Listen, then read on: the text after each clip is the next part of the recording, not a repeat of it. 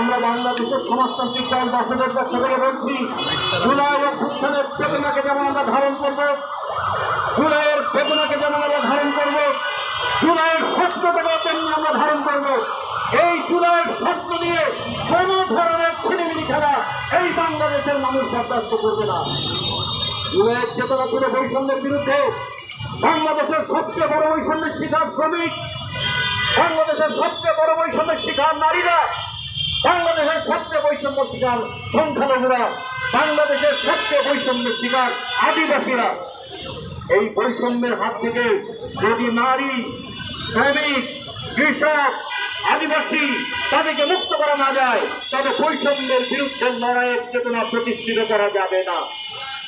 আমরা বলতে চাই, বাংলাদেশের মানুষ পরিশ্রম করে জমিতে ফসল ফলায়, কারখানা উৎপাদন করে, আর একদল থেকে লুটপাট করে। এই লুটপাট যদি বন্ধ করে না হয়, তাহলে জুলাইয়ের চেতনাকে প্রতিষ্ঠা করা যাবে না। আমরা দেখেছি বাংলাদেশের মানুষ মাথার ঘাম পায়ে ফেলে তারা উৎপাদন করে, তারা সমৃদ্ধি, তারা জিডিপি বৃদ্ধি, তারা মাথা পিছু আয় বৃদ্ধি করে, কিন্তু মাথা পিছু আয় বৃদ্ধির হিসাব পাওয়া যায়, সাধারণ মানুষের পকেটে সেই টাকা খুঁজে পাওয়া যায় না। এই যে মাথা পিছু আয়ের নামে জনগণের বৈষম্য বৃদ্ধির যে চিত্র ফুটে উঠেছে, সেই বৈষম্য দূর করা না হলে জুলাই অভ্যুত্থানের চেতনা প্রতিষ্ঠা করা যাবে না। আমরা মনে করি দেশের 1,49,00,000 মানুষ বিদেশের মাটিতে ধান ধরিয়ে টাকা পাঠায়, তারা $27 বিলিয়ন রেমিটেন্স পাঠায়। সেই রেমিটেন্স দিয়ে আমাদের বৈদেশিক মুদ্রার রিজার্ভ পূর্ণ হয়। আমরা গর্ব করি আমাদের বৈদেশিক মুদ্রার রিজার্ভ পূর্ণ হচ্ছে, কিন্তু বিদেশের মাটিতে আমার যে মেয়েটা কাঁদে, বিদেশের মাটিতে আমার যে যুবকরা ধান ধরায়, বিদেশ থেকে যে শ্রমিকের লাভ আছে, তাদের যদি প্রবাসী শ্রমিকদের অধিকার যদি প্রতিষ্ঠিত করা না হয়, জুলাই অভ্যুত্থানের চেতনা প্রতিষ্ঠিত হবে না।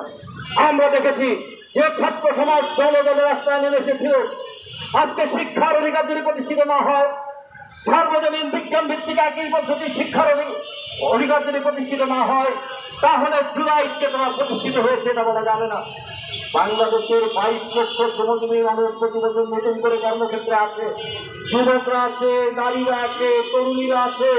তাদের কর্মসংস্থানের ব্যবস্থা না করে বাংলাদেশকে যারা সস্তা শ্রমিক দেশে রূপান্তরিত করতে চায়, বাংলাদেশকে সস্তা শ্রমিক দেশে রূপান্তরিত করে জুলাই অভ্যুত্থানের চেতনার বাস্তবায়ন হবে না।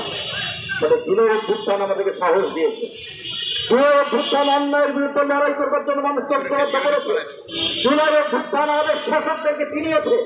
জুলাই অভ্যুত্থান আমাদের টাকা পাচারকারীদেরকে চিনিয়েছে। জুলাই অভ্যুত্থান দেশের মধ্যে দুর্নীতিবাদদেরকে চিনিয়েছে। জুলাই অভ্যুত্থান দেশের মধ্যে পুলিশ এবং প্রশাসন যারা জনগণের টাকায় যাদের বেতন হয়, তাদের হাতে জনগণের মৃত্যু দেখেছে, জনগণের নিপীড়ন দেখেছে। জুলাই অভ্যুত্থান আমাদের দেখিয়েছে যারা ভোটের নামে, গণতন্ত্র প্রতিষ্ঠান নামে জনপ্রতারণা করে, তাদের চেহারা আমাদের সামনে উন্মোচন করে দিয়েছে।